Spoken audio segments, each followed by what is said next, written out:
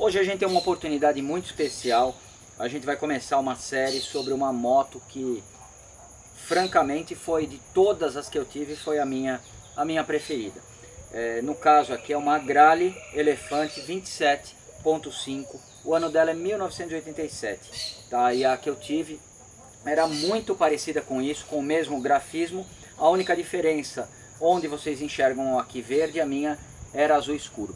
E agora eu vou ter a oportunidade de compartilhar um pouco, não somente da minha história com essa moto, das minhas experiências, como de todo o reparo que a gente vai ter a oportunidade aqui de fazer nessa moto. E essa daqui é ano 87, é do meu amigo Alexandre Brunelli, que tem um canal de vídeos Luthier em Ação. Eu faço questão de deixar aí na descrição do vídeo para que vocês conheçam o maravilhoso trabalho artesanal que ele faz nos instrumentos musicais. E mais do que isso, ele mora em Franca e ele entrou em contato comigo e se disponibilizou a trazer a moto aqui. São mais de 400 quilômetros para que a gente pudesse fazer uma revisão.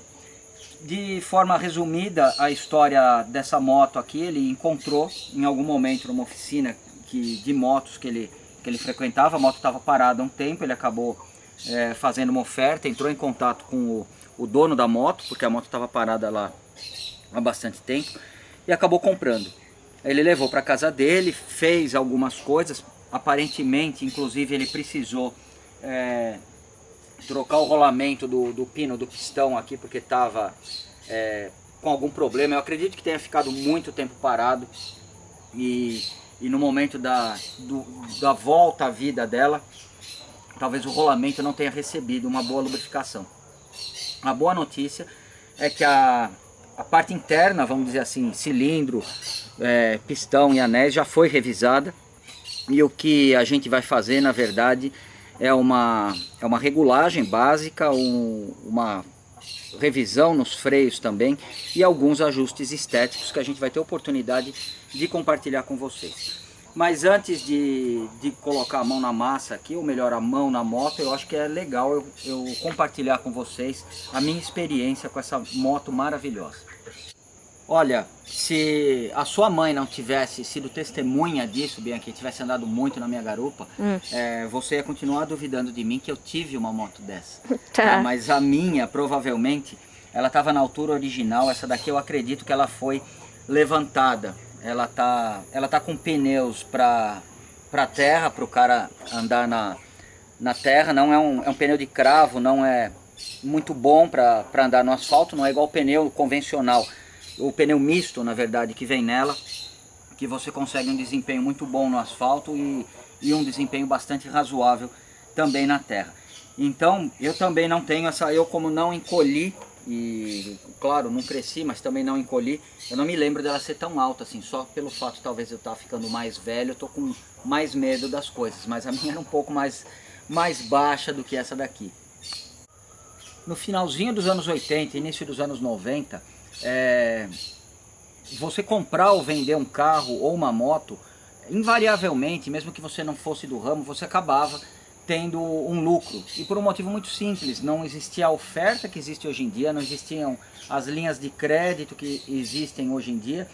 Então era muito fácil você comprar um carro ou comprar uma moto e eventualmente dar uma regulada, fazer alguma coisa e acabar vendendo. E não que eu tenha feito disso uma profissão, alguma coisa nesse sentido, mas como eu estava relacionado bastante com pessoas que também gostavam de carro, às vezes as pessoas me procuravam com um carro que eu já conhecia, que eu gostava, e eu tinha a oportunidade ali de comprar o carro da pessoa e vender logo adiante. Tá? E foi uma época bastante, vamos dizer, propícia para isso, bem diferente do que a gente tem hoje, que é muito difícil você vender um carro e não perder dinheiro. Você invariavelmente acaba perdendo dinheiro. Hoje em dia é bem mais difícil você vender, seja um carro ou uma moto, porque a oferta é muito grande. Então, dentro dessa realidade, eu tive alguns carros que eu chamei de meus, e eu tive também alguns carros que eu cuidei bem, mas eu não senti que eram meus, eram carros de outras pessoas. Tá? E motos foi a mesma coisa. Motos eu tive provavelmente mais de de 15 motos nessa questão de comércio, vamos dizer assim, mas 3 motos eu considerei minhas, e 2 delas são veículos que eu tenho saudades até hoje e lamento muito que eu tenha vendido em algum momento aí.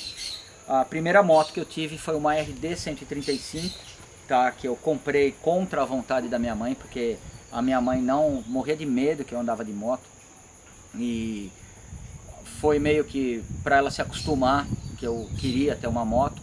E a segunda moto que eu comprei, aí foi o momento que eu tirei minha habilitação de moto, foi uma RD 350, ano 88, uma moto numa série especial, eu já comentei isso, ela tinha uma pintura vermelha na parte de cima do tanque, não é a 91, que é bastante comum com essa pintura com 2 faróis redondos. É uma moto raríssima, na época acho que existiam menos de 60 exemplares, eles diziam que era para exportação, e a minha moto estava perfeita. E também eu acabei vendendo e me arrependi bastante. Aí nessa época eu tinha Opala também, 6 cilindros, que eu chamava de meu, conheci a Kátia, a gente começou a namorar, tem toda aquela história do Fusquinha branco que a gente comprou para que eu conseguisse não jogar tanto dinheiro fora com o Opala que eu tinha, que tinha um motor muito forte. E eu lembro que eu coloquei como alternativa para que eu pudesse trabalhar e não perder tanto tempo no trânsito. Eu falei para ela: Kátia, eu vou comprar uma moto que não sei o que lá. E meio a contragosto, ela acabou liberando. E a verdade é que essa moto é maravilhosa para a gente andar. E o que eu vou comentar agora, eu não tenho orgulho nenhum disso, mas a verdade é que eu acelerei muito essa moto. Eu acho que eu acelerei mais ela do que eu acelerei a RD 350. E é uma moto que chega bem regulada, e não com a relação que ela está aqui para trilha e nem com esse pneu, mas ela chega muito rápido a 140 por hora no asfalto, ou provavelmente mesmo na terra. E não é dizer que esporadicamente eu fazia isso, todo dia eu fazia isso, indo e voltando do trabalho, tá? Então eu tenho muita sorte de nunca ter sofrido um acidente grave. A única vez que eu caí de moto foi com ela, e eu estava voltando para casa, para variar, a 140 por hora, e quando eu estava próximo da casa, eu morava na época com a minha mãe, ainda não tinha casado, começou um temporal muito forte, e eu estava relativamente próximo ali de casa, e eu passei numa avenida que estava tendo uma obra, e tinha um monte de escavadeira, tinha terra, barro, porque eles tinham espalhado, e tinha bastante óleo diesel da máquina. E eu estava em cima da moto e tinha um monte de carro parado. Eu fui fazer a manobra, eu fui fazer assim para passar na frente de um carro, porque estava tudo parado, e fui virar assim, praticamente na beira da calçada, assim. No momento que eu virei o guidão nesse sentido, a roda da moto estava em cima de um pouco de óleo diesel, que era invisível para mim. E o que aconteceu naquele momento? A roda da frente escorregou. Eu estava praticamente parado. A roda da frente escorregou com tudo. E eu falei: não, eu sou muito perigoso para ir para o chão, e ainda mais numa situação dessas. Eu não vou para o chão, você vai sozinha, me desculpa. E o que eu fiz? Com muita agilidade, mas com muita agilidade mesmo, eu dei um pulo assim.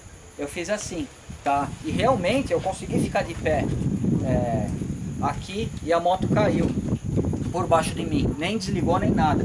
E eu peguei a moto. Só que graças ao meu 1,65, por mais ninja que eu tenha sido, essa pedaleira aqui, ela acabou dando um pequeno beijo na minha canelinha. E eu tenho a marca até hoje. Foi isso daqui. Mas eu, muito perigoso, subi na moto e comecei a voltar para casa da minha mãe. Comecei a ficar meio tonto, comecei a ficar meio zonzo assim.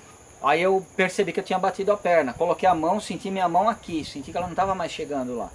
Mas desci da moto, minha calça estava perfeita, não tinha acontecido nada. E como ali não tem nada, só uma pele e o osso, não saiu nada de sangue. Então eu achei que estava tudo bem. Aí eu parei no portão da casa da minha mãe, toquei a campainha, ainda estava chovendo muito. E ela já apareceu no portão: o que aconteceu? Eu falei: não, só me ajuda a guardar a moto, você caiu. Isso porque eu estava inteiro, não tinha nada rasgado na roupa, mas qualquer coisa que fugisse da rotina, ela já pensava no pior. Eu falei: eu não caí nada, me ajuda só a guardar a moto. Aí ela já estava desesperada, aí o que aconteceu, que não sei o que. Aí eu guardei a moto, ela viu que eu estava mancando um pouco. Aí eu só mostrei aqui, né? E aí ela já entrou num pânico terrível. Aí depois chegou a Kátia, que estava trabalhando, chegou do serviço. Aí juntou as duas, não, porque você vai vender a moto e que não sei o que lá. E me atormentaram tanto que, contrariado, eu acabei vendendo a moto. E senti saudades da moto por muito tempo. Na verdade, eu sinto até hoje. A verdade é que hoje eu não tenho mais coragem, né, de andar regularmente, assim, da forma que... Nem da forma que eu andava, insana. Mesmo com juízo, eu tenho medo. A verdade é essa. Eu fui ficando velho e fui ficando com medo de andar de moto. E você foi fechar isso aí depois, papai? Fui, a tua avó me levou no pronto-socorro e eles deram uns pontos lá, não deram nem anestesia. E você não sentiu dor? Senti muita, né? Doía demais. O preço da moto, da Zagrale, sempre foi muito tentador. Se você for fazer um comparativo com uma DT 180, que teoricamente era concorrente na seção dos dois tempos aí, e uma XL, seja 250 ou 350, se você não se incomodar de ter um 4 tempos. A grande verdade é que nenhuma das duas chegava aos pés da Agrale. Eu lembro que na ocasião que eu comprei, eu acabei encontrando a moto num jornal chamado Primeira Mão, de uns 2 meses de publicado. Eu acabei pegando um jornal velho, olhei, liguei pro cara: você tá com a moto? Tô, pelo amor de Deus, vem aqui. Fui, a moto que eu peguei tava com 2.400 quilômetros.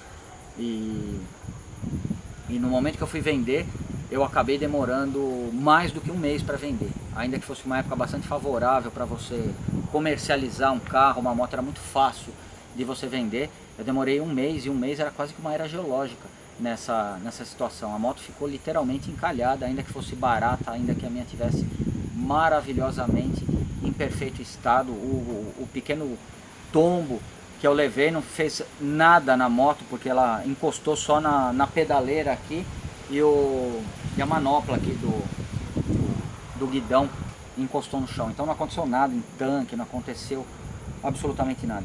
Mas a grande verdade é que eu demorei para vender, e por um motivo muito simples.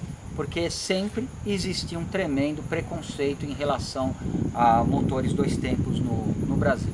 Sempre o pessoal ficou dividido. Quem gostava de Honda não queria saber de Yamaha, e vice-versa. Quem gostava de Yamaha sabia que tinha uma Yamaha porque gostava de dar pau nas Hondas, gostava de ostentar que com um motor menor ele conseguia ficar na frente do cara e assim por diante. E quando a Agrale entrou no mercado, ela acabou entrando, vamos dizer, de uma forma brutal, porque ela não entrou com um simples motor 2 tempos, ela entrou com um tremendo motor da Cagiva. É um projeto, essa moto na verdade é um projeto Cagiva que foi trazido pro Brasil pela Agrale, o que mesmo assim não deixou o público bastante segmentado aí, e era um público bastante exclusivo.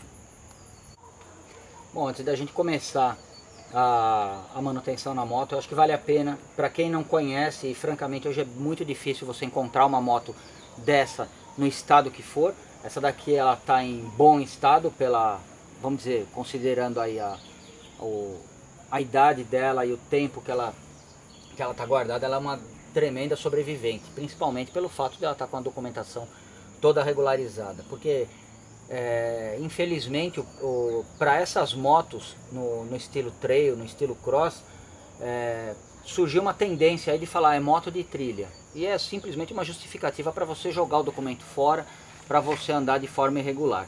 E trilha é feita num terreno particular, numa pista, e o que se vê muitas vezes é o cara andar por aí sem placa, sem pista, sem nada, e falar que a moto é de trilha, mas não adianta. Se a polícia vê uma moto nessas circunstâncias, ela acaba sendo recolhida.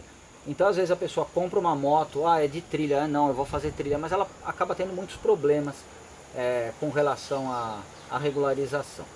Então essa daqui ela é uma sobrevivente não só pelo fato de ela ser uma Agrale, mas pelo fato dela estar documentada. Em outras palavras, ela pode andar por qualquer lugar aí, por qualquer rua, sem problema nenhum. Tá? Eu vou pedir para a Bianca aproximar para mostrar. A gente tem que considerar que em 87 o que você tinha? Você tinha XL 250 eu acredito que tinha acabado de sair a 350. Ambas são monocilíndricas, 4 tempos, 4 válvulas por cilindro, 2 de admissão, 2 de escapamento. É um motor que tem bastante torque em baixa rotação, não é um motor para um giro muito alto. É uma pilotagem característica ali, uma rotação mais baixa, e para quem gosta é uma moto excelente também. Eu particularmente não gosto por um motivo muito simples. Eu sempre fiquei frustrado com as XLs porque eu nunca consegui dar uma partida com o pedal. Porque o pedal era muito duro para mim, eu era muito fraco para dar a partida. Então eu sempre passei muita vergonha com uma XL, nunca consegui. Então mesmo quando alguém ligava para mim e deixava dar uma volta, eu não sentia tanto prazer quanto o que eu sentia quando andava numa DT 180, por exemplo, que eu acho que era a concorrente mais direta, porque era bem mais leve do que a XL, porque subia de giro mais rápido. A DT, se eu não me engano, tinha 18 cavalos, alguma coisa assim. A XL tinha em torno de 25 cavalos. E essa daqui, como o próprio nome dela indica, é uma 27.5. Diferença dela, tanto para as Yamahas quanto para as Hondas, que eram refrigeradas a ar, essa daqui era uma moto refrigerada a água, tinha um radiador aqui. 87 já existia a RD 350 LC, que era refrigerada a água também, que saiu, se eu não me engano, em 86. O primeiro modelo foi aquele sem a carenagem integral, ela só tinha aquela parte de cima da carenagem.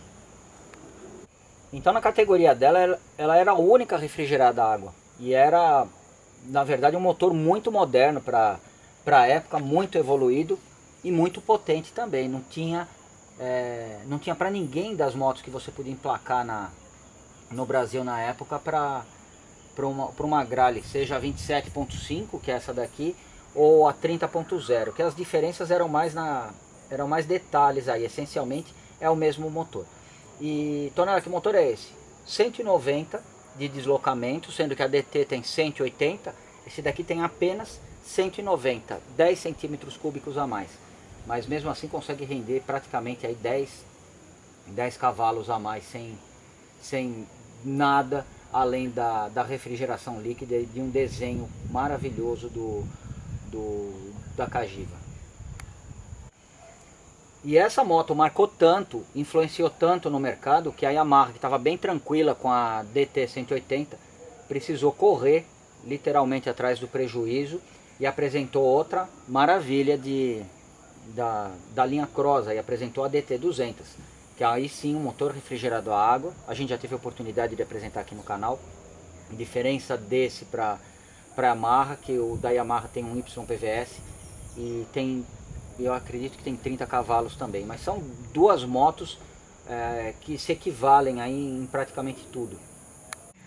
Então, para que vocês se familiarizem com a mecânica da Cagiva, da Grale, aqui está o cilindro, tá? A característica dele, pela literatura, e que era um grande diferencial, o cilindro era de cromo, é um cilindro de alumínio com cromo muito parecido com o que a gente tem hoje na Mobilete, e a Cagiva tinha uma solução bastante interessante para esse cilindro. O cromo era tão duro que quando o anel se desgastava, você não fazia uma retífica da forma convencional de abrir o cilindro e colocar um pistão na sobremedida ali 0,25 ou 0,50. O que existiam eram os pistões A, B, C e, se eu não me engano, ia até o D. E qual a diferença deles? Era uma diferença quase que centesimal. Ele compensava o desgaste simplesmente do cromo ali, se não tivesse riscado. Isso daí, por ser uma tecnologia não conhecida, não popular aqui no Brasil, acabou induzindo muitos mecânicos ao erro. Tinha uns que não acreditavam, não, isso não pode acontecer. Eu preciso passar na máquina, eu preciso usinar, eu preciso ter as marcas de brunimento, que esse cilindro em particular nunca teve marca de brunimento. Ele é brilhante e como se ele tivesse um monte de pontinho assim quando ele está novo por dentro, que é simplesmente para o óleo 2 tempos grudar ali e permitir a lubrificação. Depois que o cilindro desgasta, ele fica um espelho. E aí, se você precisar abrir o motor, você vai tirar uma medida ali do diâmetro, algumas medidas, e vai chegar à conclusão se você precisa trocar o pistão por uma letra acima, por uma medida superior ou não. E então a mecânica 2 tempos sempre foi um tabu no Brasil, e aqui não era diferente. Admissão no cilindro, tá? Da mesma forma que todas as Yamahas fabricadas aqui no Brasil. Se não for no cilindro é onde? Se não for no cilindro é no cárter, igual da Mobilete. Então no cilindro, quando você tem admissão no cilindro, você acaba tendo um desenho diferente da saia do pistão, que normalmente você precisa ter uma abertura ali para manter o fluxo dos gases ali de forma otimizada, tá? Preferencialmente você pega, por exemplo, uma RD500, ela tem sim admissão no cárter. As motos de GP da época, a maioria tinha admissão no cárter. Essa daqui tinha uma admissão mais convencional, vamos dizer, como a DT200, como a RD350 que saiu aqui, e como todas as Yamahas. Na mesma configuração da Yamaha, muito parecida a solução aqui, também tem uma válvula de palheta, tá? Um carburador Delorto, excelente por sinal, muito bom. Eu gostava bastante de mexer na minha moto por conta desse carburador. Aqui a gente tem a embreagem, aqui a gente tem a bomba de óleo, a bomba d'água fica do outro lado, fica escondida dentro da carcaça do motor. E eu lembro que na minha moto eu tinha uma característica muito peculiar. Quando eu andava mais ou menos de 1.000 a 1.500 quilômetros, o câmbio começava a arranhar, tá? Mas de uma forma muito que incomodava muito, e não era nada na embreagem, e ele começava a dar uma arranhadinha no começo do dia. Eu andava 70 quilômetros por dia, no final do dia ele já estava arranhando muito, e eu não sei o que aconteceu. O óleo do câmbio, ele acabava se esgotando ali, acabava perdendo alguma propriedade, provavelmente relacionada ali ao disco da embreagem, que acabava não descolando da forma ideal, porque a embreagem da moto são uma série de discos, como se fosse um pequeno sanduíche de discos. Então tem vamos dizer, um número ímpar de discos, o 1, o 3, o 5, eles são girados, por exemplo, pelo motor, e os outros discos, os pares, eles estão ligados no eixo do câmbio. Então quando você aciona a embreagem, você abre um espaço entre esses discos, você anula a força de uma mola que está mantendo todos juntos ali, todos solidários. E provavelmente o óleo se esgotava, alguma propriedade dele, e começava a arranhar. Era só trocar o óleo que ficava o câmbio macio e maravilhoso de novo. Claro que essa daqui está aqui, a gente vai ter oportunidade de fazer a troca de óleo. Bom, eu vou tirar o banco aqui, que também é uma das peças que a gente vai praticamente substituir. E eu vou começar a fazer a desmontagem da moto, uma desmontagem parcial, é claro, para que a gente tenha acesso aí a tudo aquilo que a gente precisa revisar. Que são os freios, que eu vou precisar trocar a bateria, eu vou precisar revisar o carburador e assim por diante. Então quanto mais eu avançar na desmontagem, eu vou poder dar uma boa limpada na moto para voltar, seguir montando aí todos os componentes já revisados. Bom, essa moto ela tá bastante modificada pelo fato de ela andar mais na terra do que no asfalto, ou melhor, só na terra do que ter um uso misto. Mas aqui o tanque de óleo continua aqui, a bomba de óleo está sendo utilizada. Esse pequeno recuo aqui no paralama traseiro ficava um pequeno estojo de ferramentas original da moto, que aqui já não tem mais. Aqui existia um pequeno bagageiro, ele está aí, eu não sei, eu vou conversar direitinho com o Alexandre para ver se ele quer que coloque aqui de novo. Existia um pequeno bagageiro para carregar alguma coisa aqui. E essa estrutura aqui do paralama, ela era um pouco mais longa. Ela, vamos dizer assim, ela chega a ser esquisita. E o Alexandre teve a mesma impressão que eu. E eu acho que essa daqui já estava rachada alguma coisa, ele acabou serrando a parte que vinha até aqui. Mas eu lembro que na época que eu tinha a minha, que eu andava com a Kátia, mesmo se você andasse na chuva, não corria o risco com aquele paralama até aqui embaixo de respingar nada nas costas da Kátia. Aqui um freio a tambor, no sistema mais convencional, que eu acredito, não tenho certeza, que algumas Agrales nos anos 90 já saíram com o opcional de disco, mas francamente eu não tenho certeza disso. Eu sei que a DT200 saiu tanto com disco como com tambor na traseira. Aqui está com uma coroa maior para reduzir a relação final e para a moto ficar mais ágil ainda na terra. Eu lembro que uma das coisas que eu acabei fazendo na minha, como eu andava muito na estrada, eu não encontrei uma coroa alternativa para trocar. Eu queria na verdade uma coroa 1 ou 2 dentes menores, na época foi impossível, mas eu encontrei, eu acredito que 2 variações de pinhão. Eu não lembro se ele tem 15 dentes, alguma coisa assim, é em torno de 15. Eu lembro que, por exemplo, eu encontrei um de 14 e eu encontrei um de 16. E eu acabei comprando porque eu falei, não, eu quero ver a diferença que eu vou ter. Porque como eu pegava muita estrada, eu queria que ela chegasse a mais do que 140.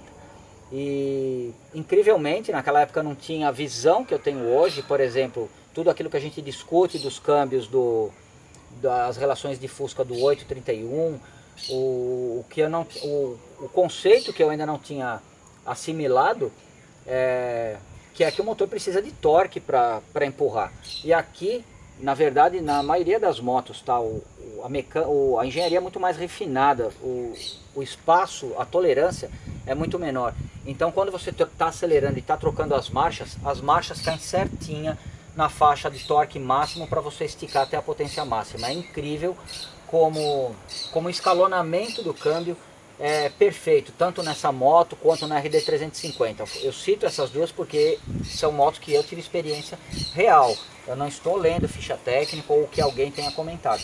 As outras, a maioria das outras motos, eu acredito que tem a mesma, vamos dizer, o mesmo capricho ali da engenharia de fazer um escalonamento perfeito do câmbio.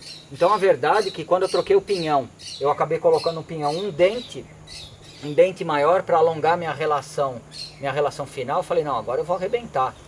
Ela ficou fraca de arrancada e ela não chegou praticamente aos 140 que eu estava acostumado a chegar. Por quê? Porque a rotação do motor, pelo arrasto do vento, aerodinâmico, tudo, eu não consegui ter a mesma potência a 140 por hora, por exemplo, que eu tinha quando eu estava com a relação um pouco mais curta, porque eu tinha jogado a rotação onde ela deveria estar. Então o que acabou acontecendo? A moto acelerou menos e não chegou nem sequer aos 140 da forma que deveria. Ficou horrível. E eu não queria aceitar aquilo, porque eu falei, pô, mas eu coloquei uma relação mais longa, ela tem que chegar. Mas difícil era convencer a moto disso. Na verdade a moto estava convencida, eu que tinha que assimilar melhor os conceitos envolvidos ali. E da mesma forma, eu fiquei muito contrariado, eu coloquei um pinhão um dente menor, tá? Eu coloquei um pinhão um dente menor. E a moto ficou bem mais ágil de arrancada, mas naturalmente de final ali, ela não passou provavelmente dos 130. E aí, triste, chateado de verdade, eu voltei a usar o pinhão original. Na época não por respeito à engenharia da Cagiva, mas simplesmente porque eu era um zonzo, porque eu achava que eu ia conseguir reinventar alguma coisa aí e a moto já estava perfeita. Aqui, claro, como ele está usando a moto só na terra, ele vai subir alguns morros aí bem íngremes, ele não precisa de velocidade final. Então, no lugar dele reduzir o número de dentes no pinhão, não sei se ele fez isso também, o fato é que o número de dentes da coroa ali está bem maior, e com isso a moto deve estar muito arisca, muito ágil aí, tanto em retomada quanto nas acelerações. Provavelmente ao custo de uma velocidade final menor do que o potencial que a moto tem para atingir. Aqui eu estou colocando a mão na câmera de expansão, na câmera de ressonância, mais conhecida como escape, tá? E a gente está subindo aqui, vendo o formato dele e simplesmente a forma dele segue a função, tá, que ele tem no motor, a função fundamental de criar uma contrapressão numa determinada faixa de rotação na janela de escape para dar toda a personalidade que o motor tem. Já andei em agrales com um escapamento dimensionado, um escapamento mais esportivo, mas aí você perde praticamente todo o escalonamento ideal do câmbio, tá? Porque a rotação acaba ficando muito mais alta. Não é que você troca o escapamento e o motor ele simplesmente fica mais forte das 6 às 10.000 RPM, não, ele vai ficar zoado até 8.000 RPM, das 8 ele vai até 12 igual a um tiro. Talvez aqui com como ele está com a relação mais curta, seria uma possibilidade. No meu caso, como eu estava com a relação original, isso daí não me passou pela cabeça em momento nenhum. Eu acredito que acaba tendo o mesmo efeito prático de você manter de você alongar, vamos dizer, a relação colocando um pinhão, um dente maior, porque você acaba jogando a curva de torque e potência para cima, e para manter a mesma rotação você acaba não atingindo, manter a mesma velocidade, você não acaba estando na rotação ideal que o câmbio acabar te deixando. Então o escape sobe aqui, faz uma curva embaixo do tanque, daqui para cá ele trocou, porque a ponteira original não é essa, é uma ponteira maior, esquisita, e eu lembro que a minha ponteira, ela pingava óleo de vez em quando. Eu acabei desmontando ela e tirei uma fibra que tinha ali para ser um abafador e tal. O resultado foi bastante interessante, o ruído não aumentou muito, mas ficou um pouco mais grave, e aparentemente em alta rotação o ar conseguiu fluir um pouco melhor. Aqui o marcador da temperatura da água do radiador, que não está funcionando nessa moto, e eu não quis deixar o Alexandre triste, mas a minha, que estava com apenas 2.000 km, o marcador também não funcionava. Eu não sei, nunca descobri se era um problema de mau contato, um problema no instrumento, porque na época eu acabei revisando todo o chicote elétrico, estava tudo em ordem, e eu acabei considerando que o problema estava no instrumento em si. E eu acabei, vamos dizer, convivendo com um ponteiro que às vezes ficava meio louco, às vezes ele marcava fundo de escala, mas de qualquer forma, no tempo que eu fiquei com a minha, ela nunca apresentou sintomas aí de superaquecimento, nunca ferveu, na verdade ela nunca teve nenhum problema mecânico, tá? Tirando a questão do câmbio arranhar de vez em quando, ter que esticar às vezes a corrente. A manutenção dela se limitou a algumas limpezas de carburador, limpeza do filtro de ar e limpeza dela de uma forma geral, principalmente da parte da corrente, e muita curtição. O paralama dianteiro também é um paralama modificado, não é o paralama original dessa, que seria esse daqui. A minha tinha exatamente esse paralama, só que essa parte aqui combinava com o restante da moto, que era azul. Esteticamente eu não gostava da minha moto, tá? Quando eu fui atrás da moto para comprar, e eu lembro que o que foi um paliativo foi que eu gosto de azul, tá? E a combinação de azul e branco ali me agradou bastante, porque além dessa combinação tinha uma preta e dourada, que já não me agradava tanto quanto o branco e azul, tá? Então nada esteticamente me agradava. Eu comprei a moto porque eu sabia que isso daqui ia me fazer muito feliz, isso aqui ia deixar um sorriso no meu rosto quase que 24 horas por dia. A questão é que depois que você anda com a moto, você passa a conhecer a moto, você passa a gostar da estética dela. Você passa a entender que o tanque tem esse formato para a tua perna encaixar aqui, e de repente ela é toda bonita, ela é toda maravilhosa. Então não é uma paixão à primeira vista, igual você tem, por exemplo, no meu caso por uma RD 350. Mas é uma paixão que vem com o tempo ali. Ela começa pelo motor, mas aí depois você percebe que ela tem outras qualidades aí. No entanto, teve uma questão estética que sempre me incomodou muito. E eu lembro que no primeiro dia que eu levei ela para casa, eu fiz questão de arrancar, que foi esse protetor do disco de freio. E claro, eu vou montar ele de volta antes de devolver a moto para o Alexandre. Mas como a gente também vai fazer a revisão de freios, eu vou arrancar ele agora.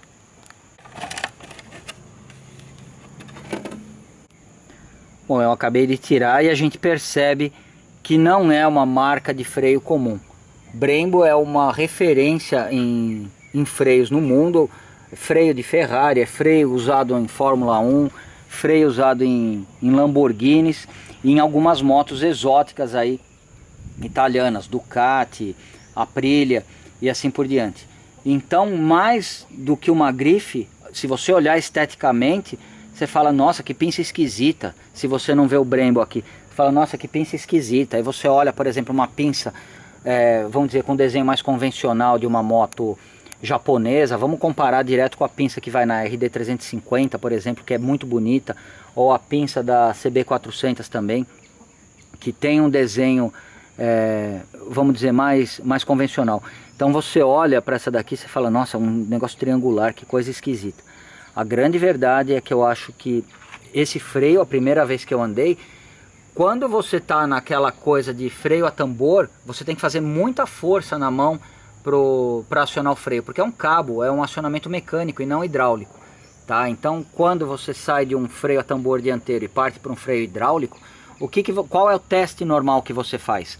Qual é o teste normal que você faz? Você segura com tudo, porque você quer ver sim a roda travando. Olha como meu freio é bombinho. Você aperta para a roda travar, a moto dá aquela, olha que freio maravilhoso. Isso numa época que não existia ABS, não existia nada dessas coisas, tá? Mas você queria mostrar pro teu cunhado que o freio era bom, teu freio era bom. E se você apertar com muita força esse freio, você não tem aquela travada, aquela estancada normal que você sente no freio a disco.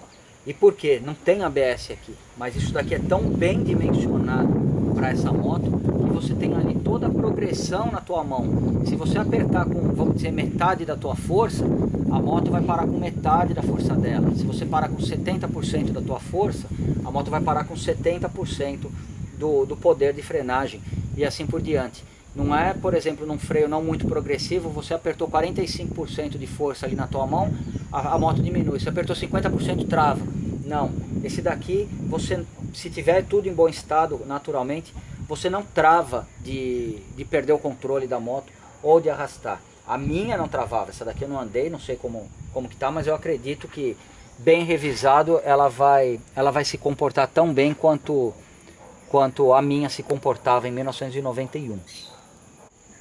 Bom, então a nossa manutenção relacionada aos freios vai ser a troca das pastilhas dianteiras, a troca das sapatas e lonas do freio traseiro, tá? Que já estão aqui, a gente torce para que seja o modelo certo que tenha chegado, porque tudo foi comprado pela internet.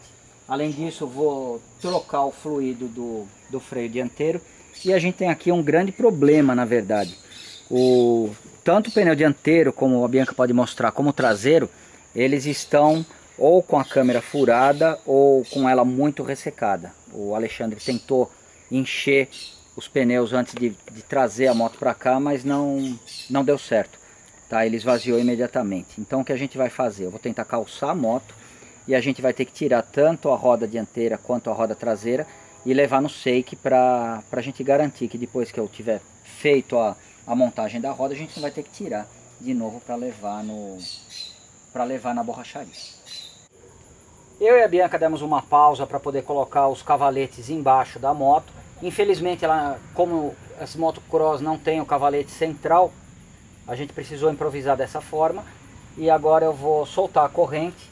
Aqui, essa daqui tem a mesmo tipo de emenda que a gente encontra, por exemplo, na corrente da mobilete. Empurro o elo de união. E agora a gente vai separar a corrente para poder dar uma boa limpada nela antes de devolvê-la para a moto. Como a gente vai trocar as sapatas de freio aqui da traseira, eu já vou soltar aqui a porca de regulagem. A gente percebe que ela está no final de curso, o que indica muito provavelmente que as lonas estão no limite ali de uso.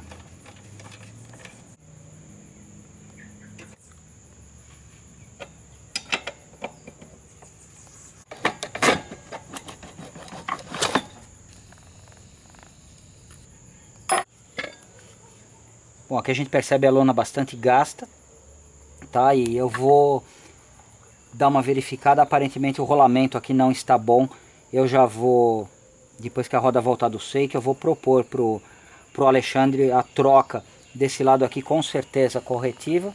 Mas eu acho que da mesma forma que num carro, tudo que a gente faz de um lado a gente faz do outro, vale a pena a gente trocar o desse lado aqui também. A coroa da moto, ela vem aqui, ela é apoiada com um suporte de borracha, justamente para não ficar dando tranco na transmissão da moto, dependendo do piso que você tiver passando. Então aqui a gente percebe que A peça de borracha está bastante ressecada. Não sei se a gente vai encontrar isso daqui para reposição, mas se encontrar vai ser uma excelente manutenção.